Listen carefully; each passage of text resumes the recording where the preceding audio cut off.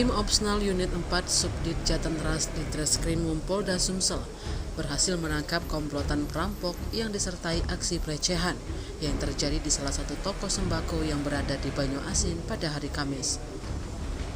Diketahui peristiwa perampokan itu terjadi di salah satu toko sembako yang ada di Jalan Pangeran Ayin, Kelurahan Kenten, Kecamatan Talang Kelapa, Banyuasin pada Minggu dini hari sekitar pukul 00.30 waktu Indonesia Barat.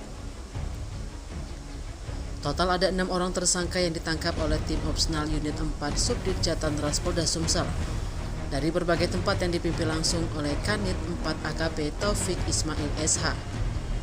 6 orang yang ditangkap yakni Ali Topan 28 tahun, warga Jalan Jepang Sako, Muslimin 22 tahun, warga Muara Batun Oki, Rian 36 tahun, warga Jalan Pangeran Ratu Seberang Ulu 1 Palembang, lalu Budiman 41 tahun, warga Jalan Piparaya Seberang Ulu 1, MGS Usman 46 tahun, warga Jalan MP Mangkunegara Bukit Sangkal, dan Marwani 24 tahun, warga Pamulutan Ogan Ilir. Dalam aksi perampokan dan pelecehan tersebut dialami 2 orang wanita. Selain itu korban juga mengalami kerugian hingga 400 juta.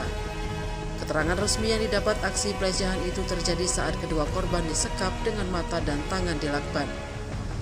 Cara tersangka mengancam dengan menyiramkan korban dengan menggunakan bahan bakar sejenis bensin. Bersama ke-6 tersangka, polisi mengamankan 1 unit mobil Toyota Avanza yang digunakan saat beraksi. Kemudian 1 pucuk senjata api rakitan jenis revolver dengan 5 butir amunisi.